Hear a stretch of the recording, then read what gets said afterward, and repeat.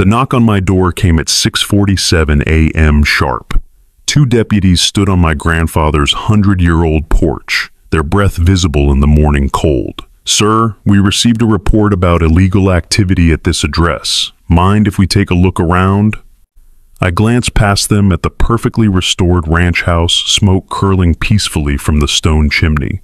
Across the fence line, Karen Morrison stood in her pristine yard, arms crossed, watching with satisfaction.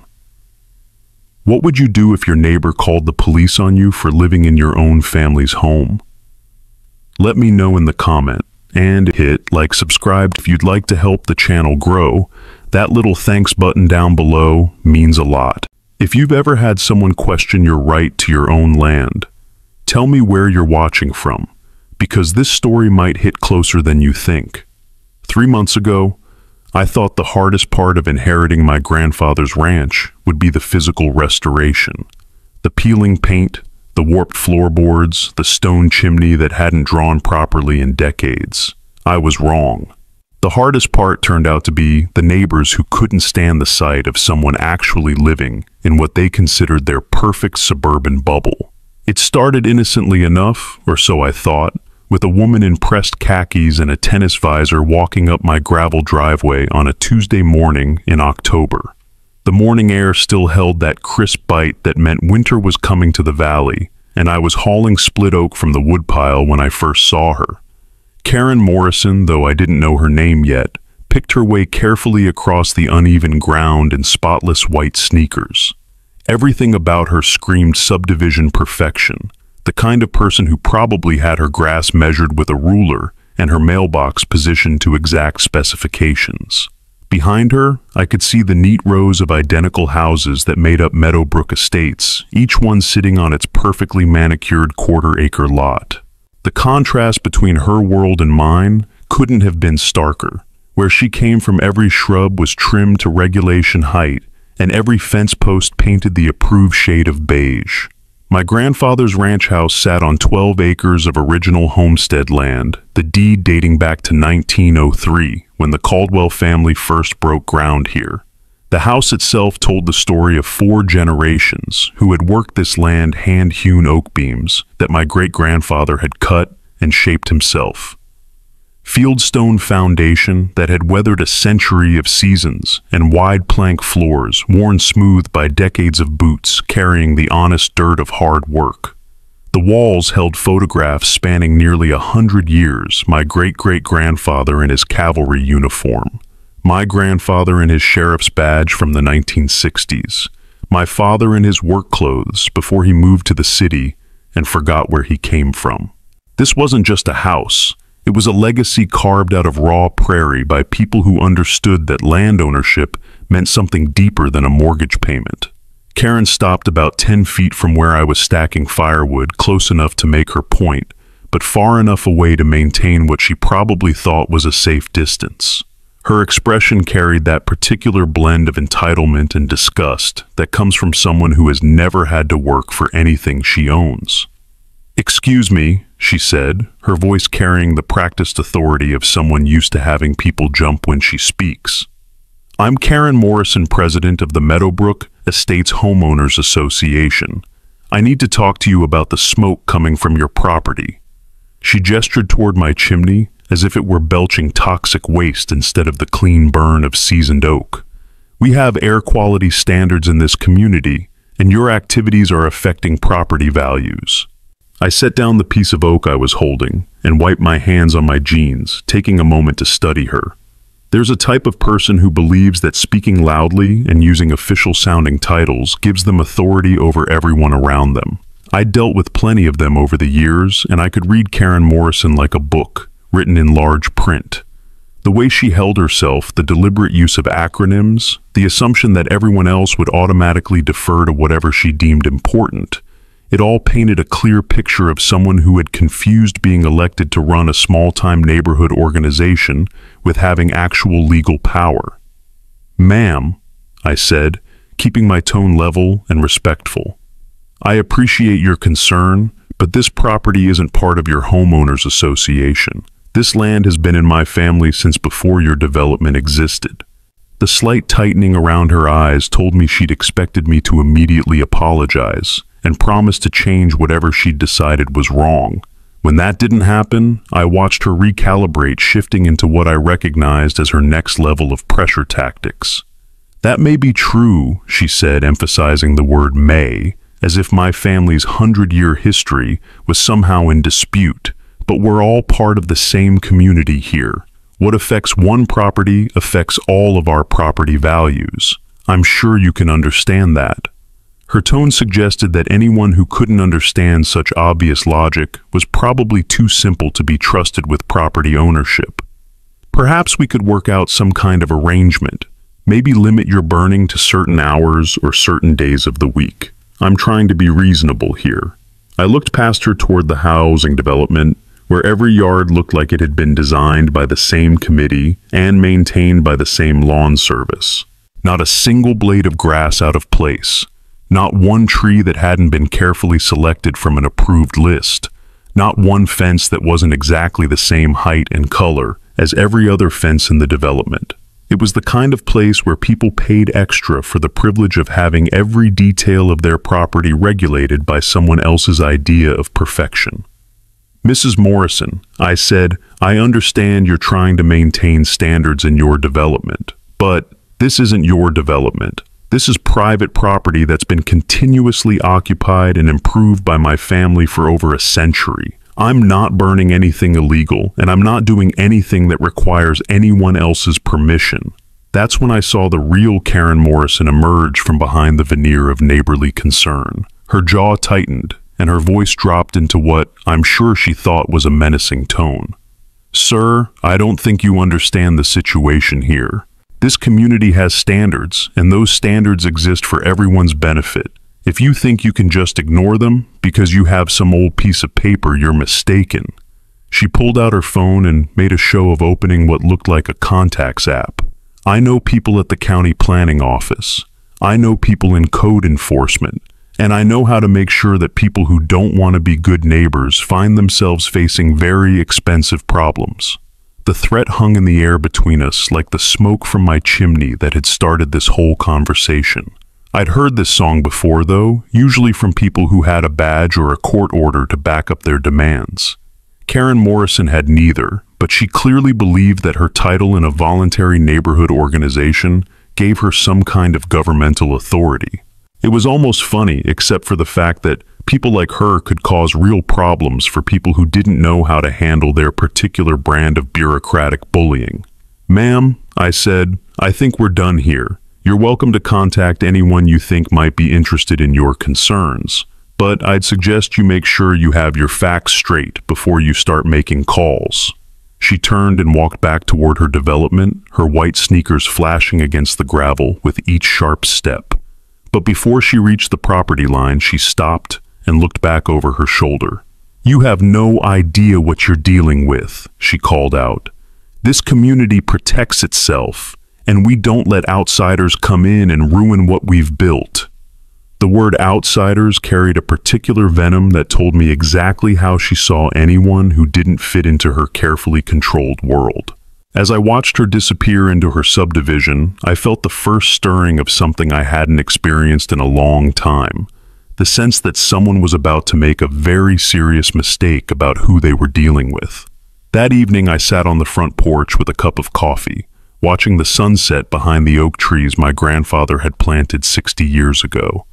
The house felt solid around me, filled with the kind of peace that comes from being exactly where you belong. Inside, the photographs on the mantel caught the last light of day. Generations of Caldwell men who had worked this land served their community and understood that some things were worth defending. Among them was my grandfather's sheriff's badge from his 30 years of service, polished brass that had seen everything from cattle rustlers to bank robbers back when this county was still more ranch than suburb. He'd taught me that respect was earned, not demanded, and that real authority spoke softly because it didn't need to shout. I didn't know it then, but Karen Morrison was already planning her next move, probably sitting in her climate-controlled kitchen, surrounded by homeowners association bylaws and contact lists, convinced that a few phone calls would solve her problem. She had no idea that the man she'd just threatened had spent the last 15 years learning exactly how the system she planned to weaponize actually worked. She had no idea that the quiet confidence she'd mistaken for ignorance came from knowing that every single thing I was doing on my own property was completely legal. And she definitely had no idea that her next move would start a chain of events that would teach her the difference between borrowed authority and the real thing. The next morning, I woke up to the sound of a police cruiser pulling into my driveway. The squad car sat in my driveway like a question mark, its black and white paint scheme stark against the weathered wood of the ranch house. Officer Martinez stepped out slowly, his hand resting casually on his duty belt. He was younger than I'd expected, maybe early 30s, with the kind of careful alertness that suggested he took his work seriously. Behind him, I could see Karen Morrison standing in her yard, arms crossed, watching with the satisfied expression of someone who believes she's just set justice in motion. "Morning, sir," Martinez said as he approached. "I'm Officer Martinez with the County Sheriff's Department. We received a complaint about possible burning violations on this property. Mind if I ask you a few questions?" The way he phrased it as a request rather than a demand told me he was one of the good ones. I'd worked with plenty of his type over the years. "Of course, officer," I said, stepping down to meet him. "I'm Ethan Caldwell. This is my property inherited from my grandfather. What specific violation are we talking about?" I kept my voice calm and cooperative, establishing the facts up front. Property ownership, family history, willingness to engage with legitimate law enforcement. Martinez pulled out a notebook and flipped it open. "The complaint mentions unauthorized burning, possible air quality violations, and fire safety concerns," he said. "The caller indicated you've been burning materials without proper permits." He gestured toward the chimney where smoke was still rising. "Is that from a fireplace, or are you burning debris outside?" "Fireplace," I said, pointing to the stone chimney. "Original construction from 1903, recently inspected. But I have been burning yard debris in a controlled pile, and I have all the proper permits." I reached into my back pocket and pulled out folded papers. Current burn permit from the county fire department valid through November. Property survey showing the burn pile location well within setback requirements. Martinez examined the papers, his expression shifting to something approaching impressed. These weren't documents most property owners had readily available. "These look comprehensive," he said, handing them back. "The permit is current, and your location is within guidelines. Can you show me the burn pile?" We walked to the back of the house where I had established a controlled burn area according to specifications. The pile was contained within a stone ring with 20 feet of cleared perimeter and water nearby. "Built according to county fire department specs," I explained. 20-foot clearance, adequate water supply, burning only during approved conditions. Everything by the book. Martinez walked around the area making notes. "Sir, can I ask about your background?" he said. "You seem familiar with county regulations and procedures. Most people don't have this preparation level when we show up." There was genuine curiosity in his voice, the professional interest cops develop when encountering someone who knows more about procedures than average. "I work in public service," I said without being specific. "You learn to keep paperwork in order when dealing with government regulations regularly." After 15 years as a sworn officer, I could recite most relevant codes from memory, but Karen had made this personal, and I wanted to see how far she'd take her campaign. That's when the cavalry arrived. Karen Morrison marched across the property line with 3 others, all wearing determined expressions, suggesting they'd worked themselves up for this confrontation. They approached with the purposeful stride of people expecting to witness justice served. "Officer, thank goodness you're here," Karen said before reaching conversational distance. Her voice carried breathless urgency. "This man has been burning illegally for weeks. The smoke is affecting our properties, and we have serious fire safety concerns." She gestured toward her companions like material witnesses. "These are my neighbors from Meadowbrook Estates. We can all testify to the problems." Martinez looked from Karen to me, expression carefully neutral. Ma'am, I've reviewed Mr. Caldwell's permits and inspected his burn area. Everything appears compliant with county regulations. His permit is current. The burn area meets safety requirements, and he's burning only approved materials during authorized conditions. He gestured toward my documentation. Unless you have evidence of specific violations, there's no criminal activity here. Karen's expression changed immediately. The confident righteousness evaporated, replaced by frustrated confusion. But the smoke, she said, voice rising. Surely there are regulations about smoke affecting other properties. We shouldn't have to put up with this because he has some piece of paper. Ma'am, Martinez said, tone professional, but edged, county burn permits exist specifically to ensure property owners can conduct necessary burning while maintaining safety standards. Mr. Caldwell's activities are legal, properly permitted, and conducted according to approved procedures. One of Karen's companions stepped forward. Officer, property values are at stake here. We've invested significant money in our homes and have a right to protect those investments. She gestured toward my house as if the structure was offensive. Ma'am, I said, keeping my voice level. This property has been in my family since 1903. Your development was built in the 80s. We were here first. I gestured toward the house. This ranch predates your neighborhood by 80 years. Martinez closed his notebook. Folks' neighbor disputes are frustrating, but this isn't a law enforcement matter. Mr. Caldwell has proper permits. His activities are legal and conducted according to procedures. He turned to me with a slight nod. Sir, everything looks good. Keep permits current and continue following safety procedures. As Martinez walked to his patrol car, I could see Karen's mind working. This wasn't her expected outcome. This isn't over, Karen said as the car pulled out. Her voice had lost confidence, taking on grim determination. There are other agencies, other regulations. This community has standards.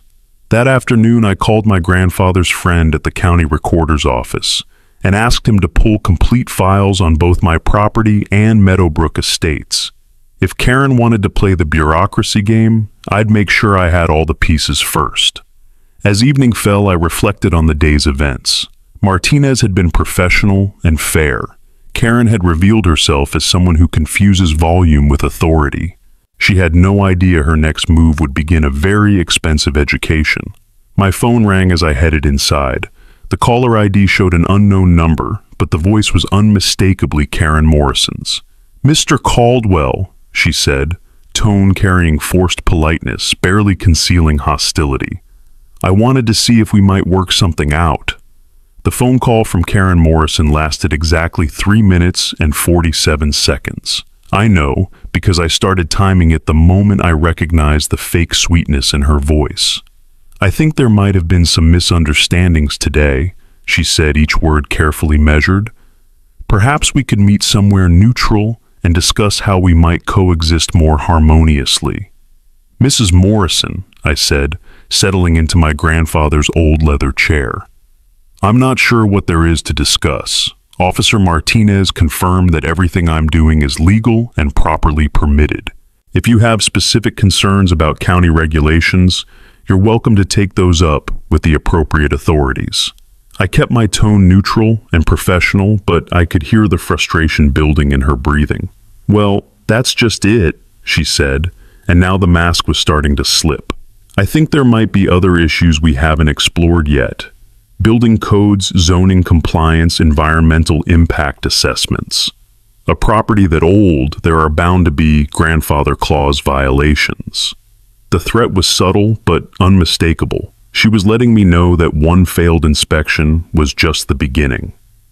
The call ended with her promising to explore all available options, which I translated as a declaration of war using county bureaucracy as her weapon. I'd barely hung up when my phone started chiming with text notifications. Karen Morrison had moved beyond phone calls into the digital age of neighborhood warfare. The first screenshot came from my neighbor Tom Hendricks, who lived a quarter-mile down the road. Thought you should see this, his text said, followed by an image of a post from the Meadowbrook Estates residents group. Karen had written a lengthy screed about dangerous activities threatening our community, complete with photos of smoke rising from my chimney and what she described as evidence of illegal burning operations. The post was a masterpiece of carefully worded accusations and emotional manipulation. She avoided outright accusations, swapping them for loaded phrases concerning activities, potential violations, threats to our children's health, designed to do the same damage.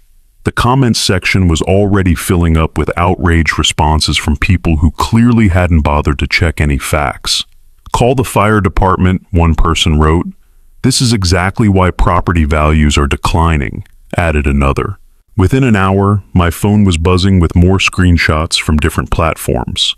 Karen had posted variations of the same message on multiple neighborhood apps and social media groups, each one tailored to the specific audience, but carrying the same basic message: dangerous outsider threatens peaceful community. The speed and coordination impressed me in a disturbing way. This wasn't an impulsive reaction, this was a calculated assault. The next morning brought the first wave of official responses. A white pickup truck with county government plates pulled into my driveway at exactly 8 o'clock, followed by a sedan with environmental compliance markings. I watched from the kitchen window as two men in uniforms got out and began examining my property with systematic thoroughness. I met them at the door and handed over the file permits, inspection reports, compliance logs stacked in the order they'd asked for them. The lead inspector introduced himself as Carl Brennan from the county building department, a weathered man in his 50s who had the tired look of someone who'd spent too many years dealing with petty neighbor disputes disguised as code enforcement issues. "Morning, Mr. Caldwell," he said, glancing at his clipboard. "We've received several complaints about possible violations on this property. Mind if we take a look around?" "Not at all," I said.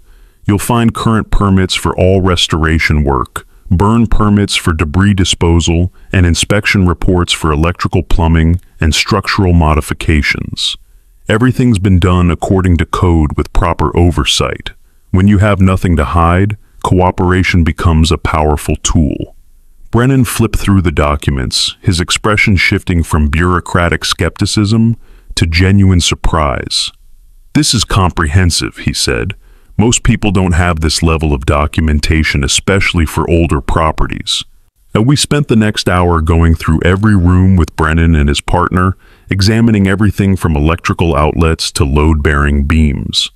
"Mr. Caldwell," Brennan said as we finished, "I don't know what whoever filed these complaints was expecting us to find, but this is some of the best restoration work I've seen.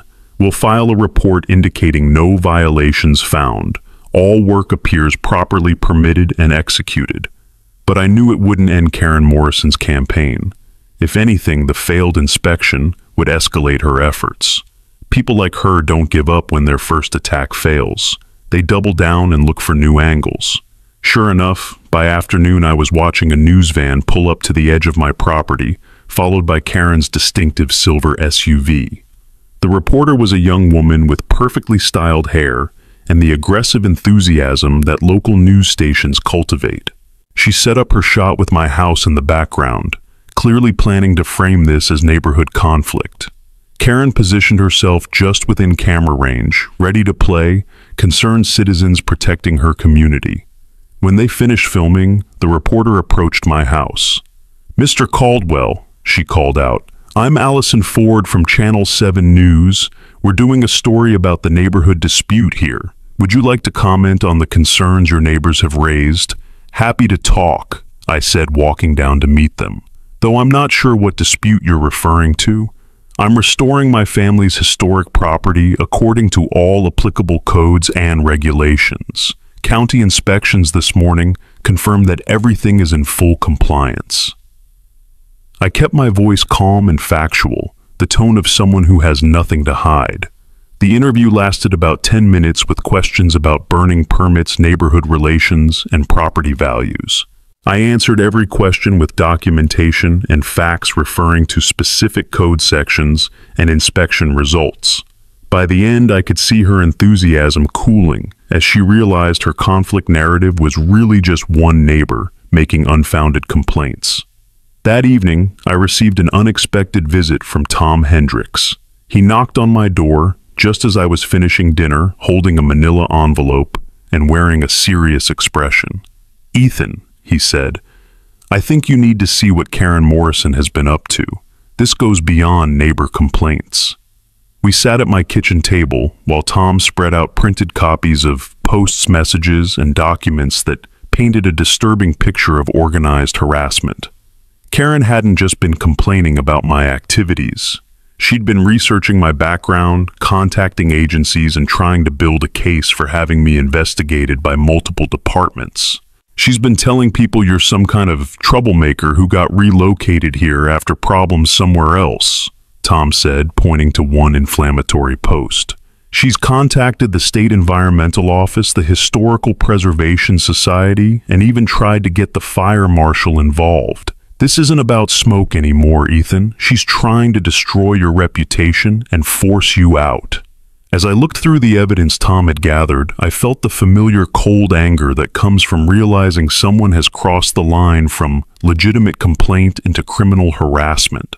Karen Morrison had made a serious mistake. She'd assumed I was just another private citizen who could be bullied into submission. She had no idea that her escalating attacks were about to show her what happens when pretend power runs into actual law. The next morning brought a certified letter from the Meadowbrook Estates Homeowners Association, formally demanding that I attend an emergency community meeting to address ongoing violations of community standards and resolve this matter before further action becomes necessary. Meadowbrook has no jurisdiction over my parcel. Their bylaws stop at their boundary lines, but the tone dripped with manufactured authority. The Meadowbrook Estates Community Center buzzed with electric tension from a crowd worked into righteous fury by weeks of social media campaigns. Cars packed the parking lot, spilling onto residential streets, and I could see people streaming toward the entrance with determined expressions of citizens convinced they were about to witness justice being served. I parked my truck at the far edge and observed before heading inside. These weren't angry protesters. They were ordinary suburban homeowners convinced their property values were under assault by the man sitting in the pickup they were walking past without a glance. They had no idea the threat they had been mobilized to confront was already among them, watching with the calm attention of someone who had spent years studying crowd dynamics professionally. The main room had been transformed into a makeshift courtroom with folding chairs facing a table where Karen Morrison and 4 HOA board members sat like judges. Karen wore a navy business suit, hair styled with precision, suggesting this was her expected moment of triumph. Behind her, a projection screen displayed, "Protecting Our Community, Addressing Ongoing Threats to Meadowbrook Estates." At least 40 adults packed into a room designed for 25, with more standing along walls. Most were middle-aged couples with anxious expressions from believing their investment was under attack. The room hummed with nervous energy from people who rarely experience conflict, but had been convinced tonight they'd witness order triumph over chaos. Karen called the meeting to order with an oversized gavel. "Ladies and gentlemen," she began, "we are here to address a serious threat to our community's safety, property values, and quality of life. For weeks we have been subjected to illegal burning, environmental hazards, and flagrant disregard for standards that make Meadowbrook Estates the premier residential community in this county." The crowd murmured agreement as Karen gestured toward photographs of smoke rising from my property. "These images document ongoing violations of air quality standards, fire safety protocols, and community wellness guidelines," she announced, as if presenting criminal evidence rather than discussing legal activities on property that predated her development by 8 decades. "Furthermore," Karen continued, voice rising, "we have documented hostile behavior toward community representatives. This individual has shown complete disregard for neighborly cooperation." She paused for effect. "Are we going to allow one person's selfish disregard to destroy everything we've built here?" The response was immediate angry murmurs, confirming Karen had successfully framed me as a faceless threat to their suburban paradise. "Now," Karen said, tone shifting to magnanimous, "we have invited Mr. Caldwell to address these concerns. Despite his uncooperative behavior, We believe in giving everyone an opportunity to explain their actions and commit to changes that will restore harmony. She gestured toward me with a condescending smile. I stood and walked to the front, feeling 40 pairs of hostile eyes tracking my movement. "Thank you for the opportunity," I began, keeping my voice level. "I understand some of you have questions about activities on my property." I pulled out my documentation folder. "I'm happy to provide clarification with facts. First, let me establish basic facts that seem misrepresented." I continued extracting the property deed. "My family has owned this land continuously since 1903. The house was built that year using materials from the property itself. The age-yellow deed was clearly visible even from the back." The crowd's energy shifted as people processed this. Karen had told them I was some recent arrival causing problems. Learning my family had been here over a century complicated that narrative visibly. "The activities you've been told are illegal are routine property maintenance conducted under proper permits." I continued showing burn permits and inspection reports. "Every piece of work has been reviewed and approved by county agencies. This morning's inspection found 0 violations." Karen's jaw tightened as I dismantled her case with documented proof that everything was not only legal but officially approved. "Finally," I said, spreading property surveys where everyone could see, "This property is not part of your homeowners association and never has been. Your bylaws apply only to properties within your development boundaries. You have no authority over my activities." The silence was thick with uncomfortable realization. Karen had mobilized her community against completely legal activities on property over which they had no jurisdiction. "Are there specific questions about the documentation?" I asked genuinely. "I understand change can be unsettling, but everything I'm doing is legal safe and properly overseen." That's when Karen made her crucial mistake. Instead of acknowledging facts, she stood and pointed accusingly. "Legal technicalities don't change that your activities are disrupting our community and threatening property values," she declared, voice rising to near shouting. "We don't care what some bureaucrat's paperwork says. We live here, and we know what's best." The crowd's reaction wasn't what Karen expected. Instead of rallying against bureaucratic technicalities, several people looked uncomfortable with her dismissal of official inspections and legal documentation. These were homeowners who operated within systems of rules and regulations. Karen's suggestion to ignore legal authority struck many as dangerous. An older man near the front raised his hand. "Mrs. Morrison," he said, "if Mr. Caldwell's activities are legal and his property isn't part of our HOA, so what exactly are we asking him to do? And what authority do we have?" The question hung in the air, and I could see Karen realizing her carefully orchestrated meeting was slipping out of control. Her confident expression cracked as she faced the logical conclusion of her neighbor's question. They had no authority, no jurisdiction, and no legal basis for any of their demands. "Well," she stammered, "there are still community standards, property values to consider, quality of life issues that transcend legal technicalities." But her voice had lost its earlier conviction, and several people in the audience were exchanging uncomfortable glances. That's when I decided to ask the question that would expose the fundamental flaw in Karen's entire campaign. "Mrs. Morrison," I said quietly, "exactly what specific action are you asking me to take? What do you want me to stop doing?" The room fell silent as everyone waited for her answer to what should have been a simple question. Karen Morrison's answer to my question revealed everything I needed to know about her real intentions. "We want you to stop the burning, stop the construction noise, and start respecting the community standards we've all agreed to live by," she said, but her voice had lost its earlier conviction. The problem was obvious to everyone in the room. She was demanding I stop doing legal activities on my own property and conform to standards that had no jurisdiction over me. The meeting dissolved into uncomfortable murmurs and shuffling feet as people began to realize they'd been mobilized for a cause that had no legal foundation. Several neighbors approached me afterward with genuine questions about the restoration work, and I could see Karen's coalition cracking in real time. But I also saw the dangerous glint in her eyes that told me this public humiliation would only escalate her private war. I was right.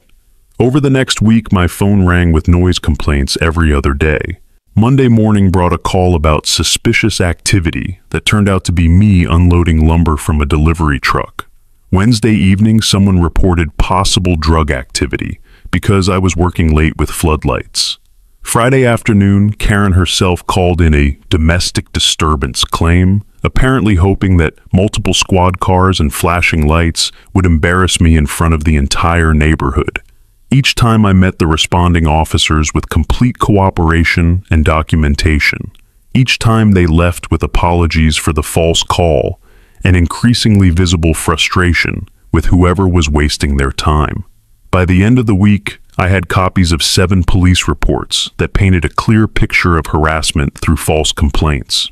Caldwell, Officer Martinez said after the domestic disturbance call turned out to be me hammering shingles on the roof.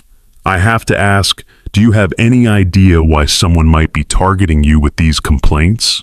His tone was professional, but I could see the wheels turning behind his eyes. 7 false reports in 1 week didn't happen by accident. I have some theories, I said, handing him copies of all the previous reports. Notice the pattern: always anonymous, calls always describing activities that sound dangerous or illegal until someone actually shows up to investigate. I pointed to the timeline I had been keeping.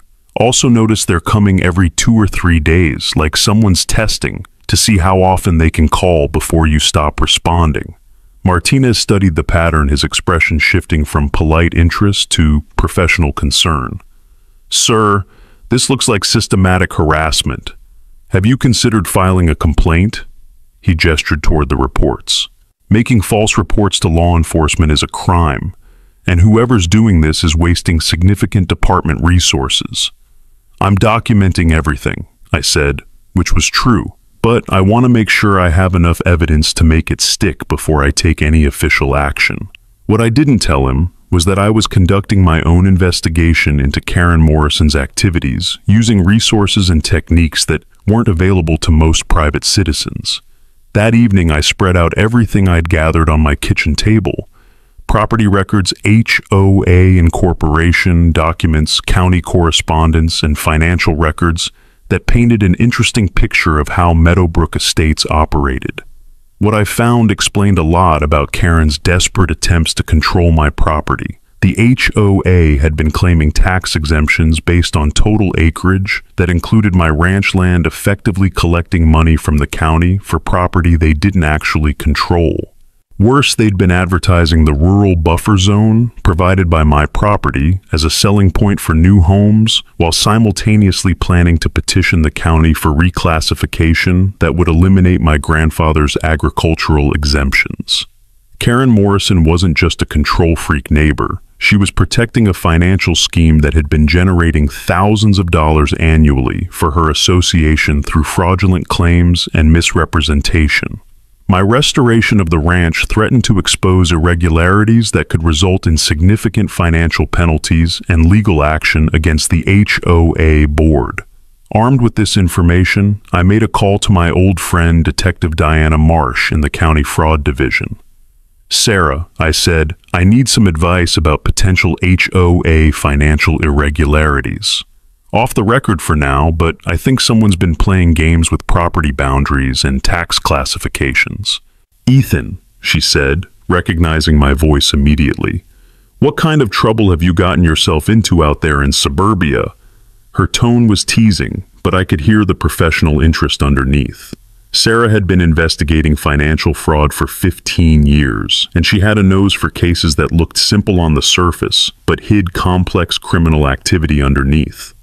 The kind where someone's been filing false police reports to harass me off property they don't own but have been claiming for tax purposes. I said, I've got documentation that suggests systematic fraud, but I wanted to run it by someone who knows the terrain before I make any official moves. The silence on the other end told me Sarah was already thinking like a detective. Can you bring me copies of everything tomorrow afternoon off the books? If this is what it sounds like, we're talking about felony fraud, and I want to see the evidence before anyone else knows we're looking. As I hung up the phone, I felt the familiar satisfaction that comes from seeing a complex puzzle finally clicking into place. Karen Morrison had made the classic mistake of escalating a simple neighbor dispute into criminal activity. She'd assumed that her position as HOA president gave her enough authority to intimidate a private citizen into abandoning his legal rights. What she didn't know was that the private citizen she'd chosen to target had spent 15 years learning exactly how to build criminal cases against people who thought that their local authority made them untouchable.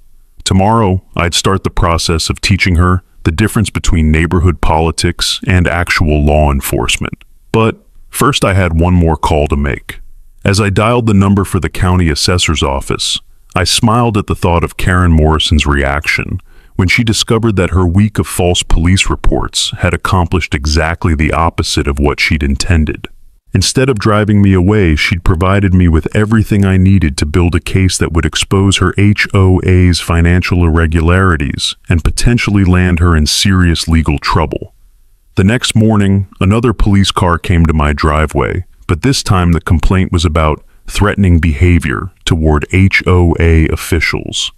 The state environmental inspector arrived at 7:30 in the morning, his official vehicle followed closely by a Channel 7 news van that told me Karen Morrison had decided to go nuclear. She'd apparently spent the weekend making calls to every agency she could think of, and now she was bringing media attention to ensure maximum pressure and public embarrassment. From my kitchen window, I watched the coordinated arrival with the detached interest of someone who had been expecting exactly this kind of escalation. Inspector Lance Garrett introduced himself with the weary professionalism of a man who had investigated hundreds of complaints that turned out to be neighbor disputes disguised as environmental concerns. "Mr. Caldwell," he said, glancing at his thick folder of paperwork, "I've received reports of potential wetland violations, illegal soil disturbance, and unauthorized habitat modification.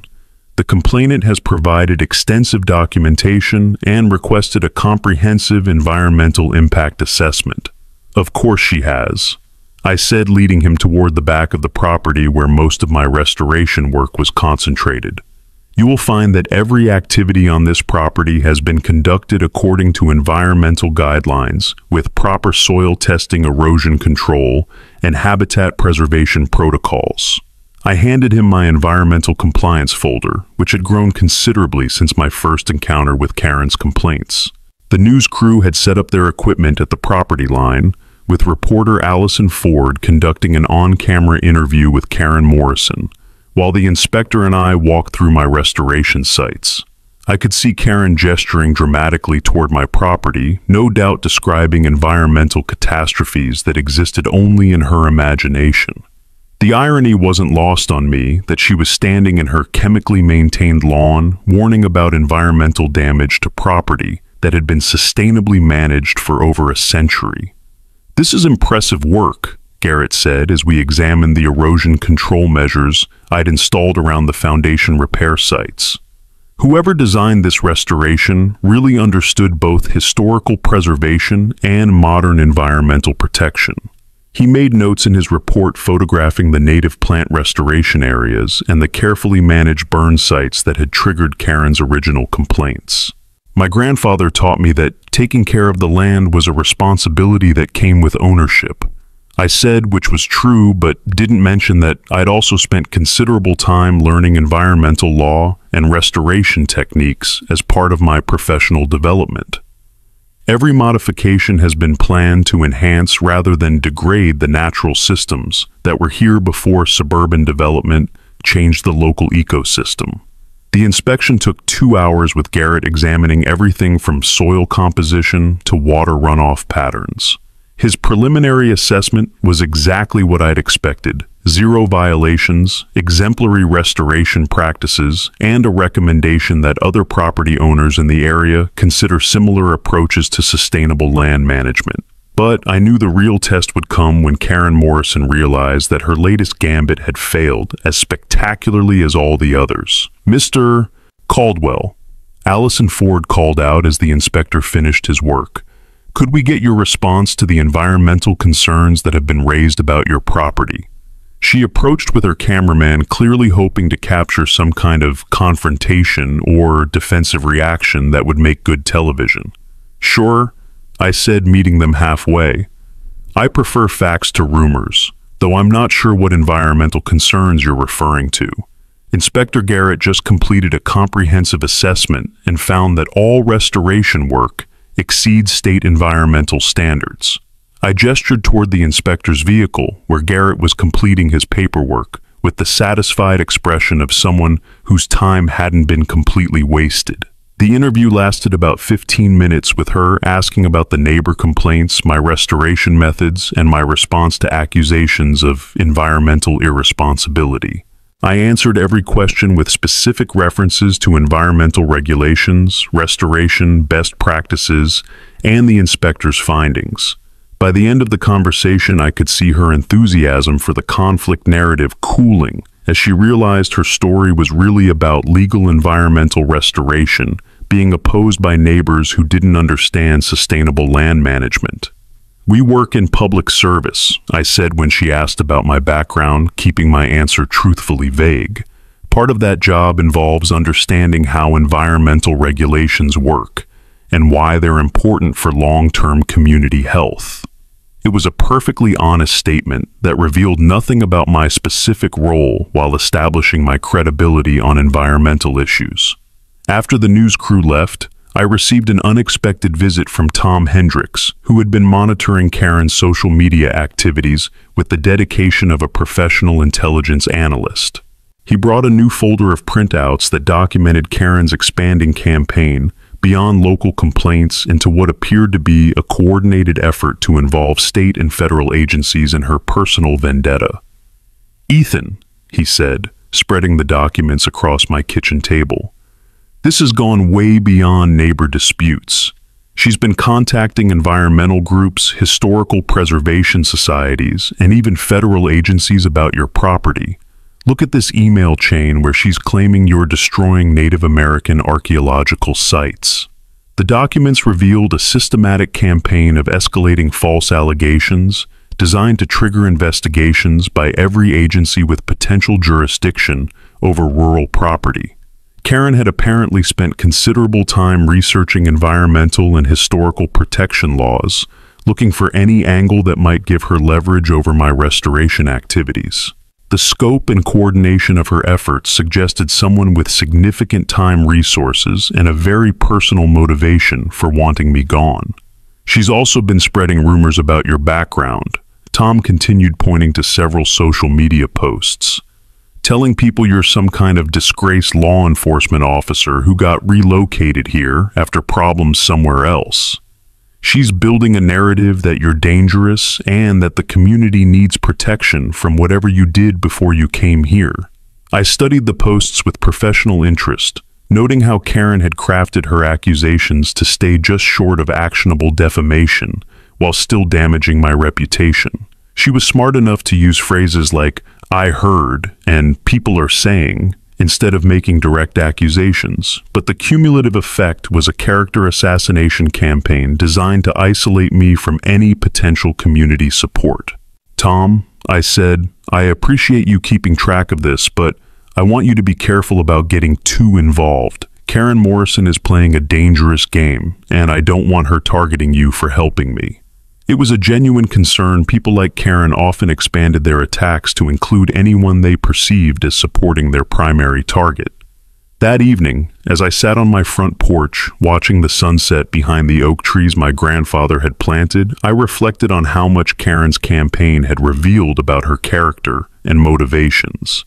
She wasn't just someone who disliked having a working ranch next to her suburban development. She was someone willing to commit multiple crimes and waste significant public resources to get what she wanted. But she'd made one crucial miscalculation in her escalating war against me. She'd assumed that I was just another private citizen who could be overwhelmed by bureaucratic harassment and social pressure.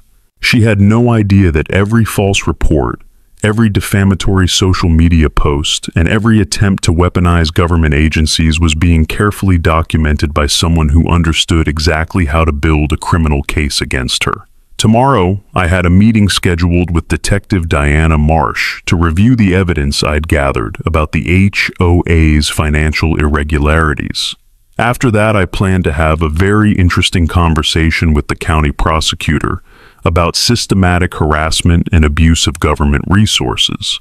Karen Morrison was about to learn that there were consequences for crossing lines she didn't even know existed. But first, I needed to deal with the certified letter that had arrived that afternoon, informing me that the Meadowbrook Estates HOA was filing a formal complaint with the County Planning Commission, requesting an emergency hearing to address ongoing threats to community welfare and property values.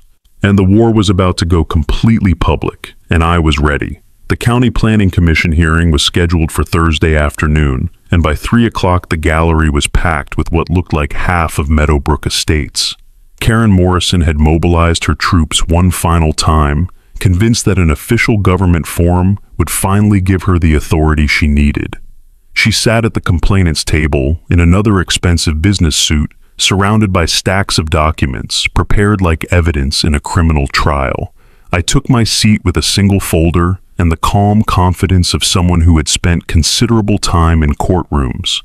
Commissioner Janet Reeves called the hearing to order with the efficiency of someone who dealt with too many neighbor disputes masquerading as land use issues. "This is a complaint regarding alleged violations of county development standards," Commissioner Reeves announced. "Mrs. Morrison, you have 15 minutes to present your case." Karen launched into a well-rehearsed presentation with enlarged photographs and charts showing property values. She spoke about community standards, environmental concerns, and protecting residential neighborhoods from incompatible land uses. Her arguments were polished, but came back to the same fundamental flaw demanding authority over property that wasn't subject to her jurisdiction. "Commissioner Reeves," Karen concluded, "we respectfully request that the Commission order immediate cessation of all restoration activities until proper assessments can be completed." She sat down with the satisfied expression of someone who believed she'd delivered a knockout blow. "Mr. Caldwell, you have 15 minutes to respond," Commissioner Reeves said, eyebrows raised at the contrast between Karen's massive presentation and my single folder. "Thank you, Commissioner," I said, standing but remaining at my table. "I'd like to address the fundamental issue overlooked in Mrs. Morrison's presentation. I extracted the property survey and deed. This property has been continuously owned by my family since 1903. It predates Meadowbrook Estates by 87 years and has never been subject to HOA jurisdiction." I handed copies to Commissioner Reeves while Karen's expression shifted toward concern. "Every activity Mrs. Morrison described has been conducted under proper permits, inspected by appropriate agencies, and found in full compliance with all regulations." Commissioner Reeves studied the documents with growing interest.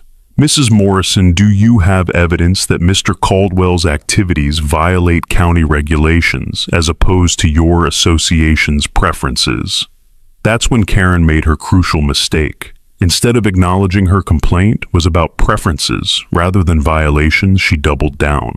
"Commissioner, community standards exist for everyone's benefit and no one should be exempt just because of some old piece of paper," she said, dismissively gesturing toward the property deed. The silence was profound. Karen had just told a county commissioner that legal property rights were merely old pieces of paper that shouldn't interfere with neighborhood preferences. "Mrs. Morrison," Commissioner Reeves said slowly, "are you suggesting this commission should override legal property rights based on homeowners association preferences?" "I'm suggesting community welfare should take precedence over individual desires to ignore established standards," Karen replied, not realizing she was digging deeper. "Mr. Caldwell may technically own that property, but he lives in our community now and needs to respect our way of life." That's when I decided to end this charade. I stood and walked to the podium with the calm authority that comes from 15 years of sworn law enforcement service. Commissioner Reeves, I said, I think there's been a fundamental misunderstanding about who Mrs. Morrison is dealing with. I reached into my jacket and pulled out my badge wallet, opening it to display the sheriff's star that Karen Morrison had never seen before. I'm Sheriff Ethan Caldwell, and I've been documenting Mrs. Morrison's harassment campaign for the past month.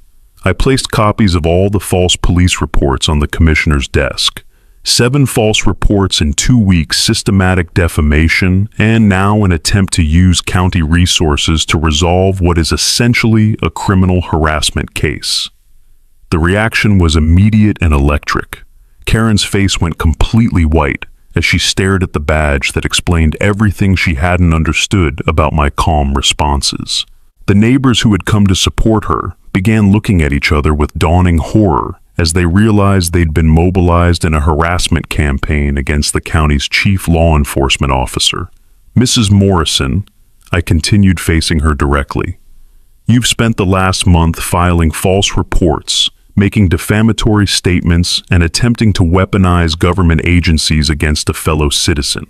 You've wasted hundreds of hours of law enforcement time and thousands of taxpayer dollars. I gestured toward the evidence. All documented and all constituting criminal behavior under state law. Commissioner Reeves stared at the badge with barely contained amusement. Sheriff Caldwell, I take it you didn't reveal your position earlier because you wanted to see how far this would go. I was hoping to resolve this as a private citizen, I said, closing the badge wallet. Mrs. Morrison made that impossible when she escalated to systematic harassment and false reporting. I turned back to Karen, whose mouth was opening and closing soundlessly. The irony is that if Mrs. Morrison had simply accepted that my restoration activities were legal and properly permitted, none of this would have been necessary. Instead, she chose to commit multiple crimes attempting to force me off property my family has owned for over a century. I paused. That was a very expensive mistake. Commissioner Reeves stood and gathered her papers. This hearing is concluded, she announced. The complaint is dismissed as frivolous, and I'm referring the matter to the district attorney's office for investigation of potential criminal charges. She looked directly at Karen. Mrs. Morrison, I strongly suggest you retain legal counsel. As the gallery erupted in shocked murmurs, Karen Morrison sat frozen, staring at me with the expression people get when their worldview collapses.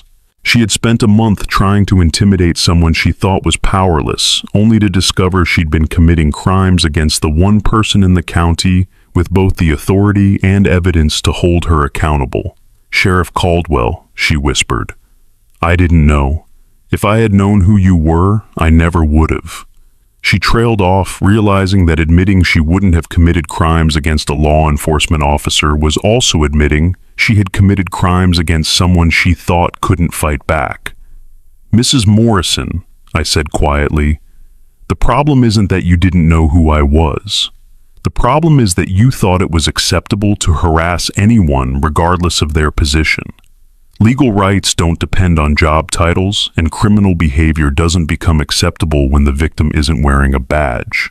And Monday morning, Karen Morrison would be meeting with the county prosecutor to discuss plea agreements for multiple charges of filing false police reports, harassment, and abuse of government resources.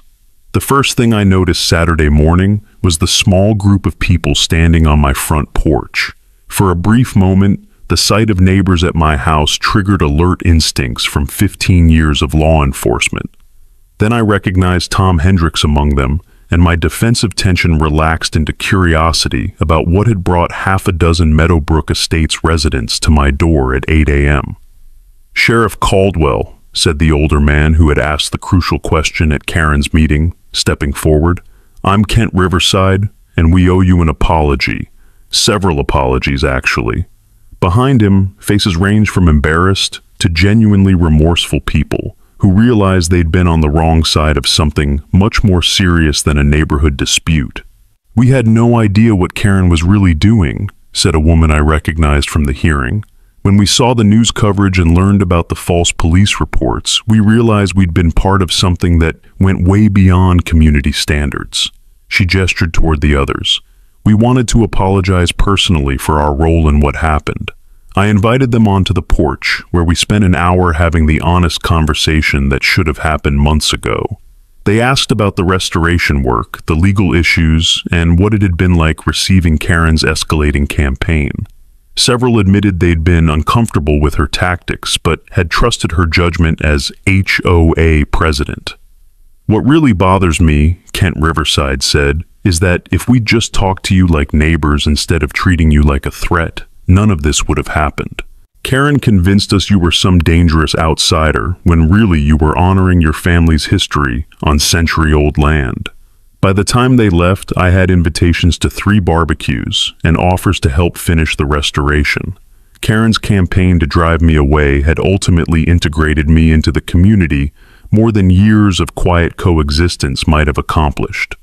The legal consequences unfolded as predicted. Detective Diana Marsh called Monday with updates on the fraud investigation. "You were right about the tax exemption fraud," she said. "Karen had been claiming agricultural exemptions for your property while filing complaints to revoke those same exemptions.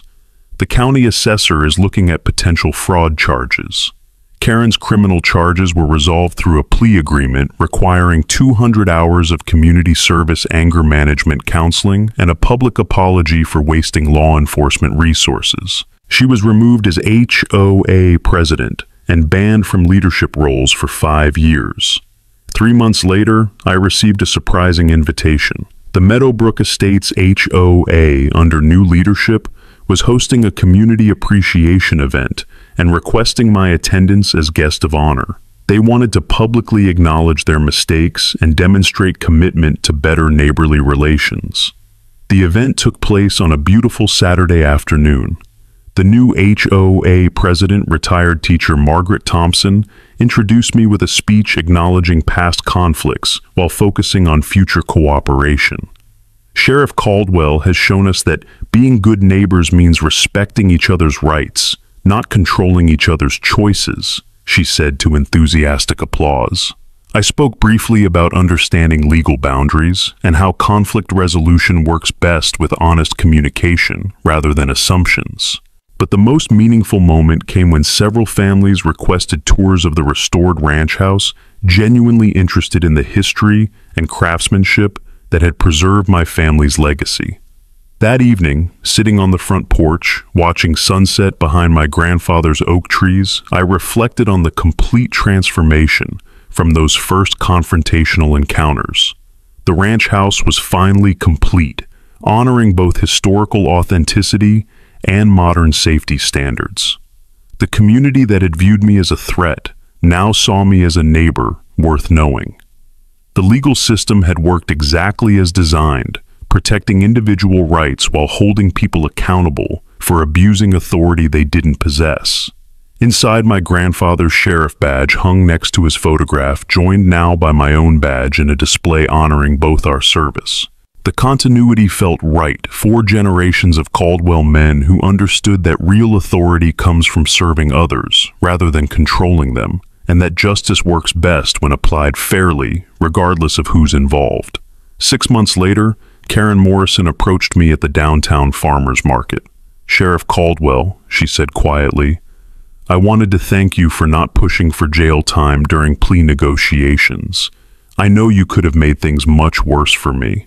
"Mrs. Morrison," I replied, "justice isn't about punishment for its own sake. It's about consequences that teach people to make better choices going forward." I studied her face for genuine understanding rather than simple gratitude. The question is whether you've learned why your actions were wrong, not just that they had consequences. "I have," she said, and I could hear she meant it. "I spent so much time thinking about what I wanted that I forgot other people had rights too. I'm sorry it took criminal charges for me to figure that out." Yeah, Karen Morrison had learned that lesson the hard way, but at least she had learned it. The ranch stands today as a testament that some things are worth defending, and that the best defense is often simply knowing the law and having patience to let it work.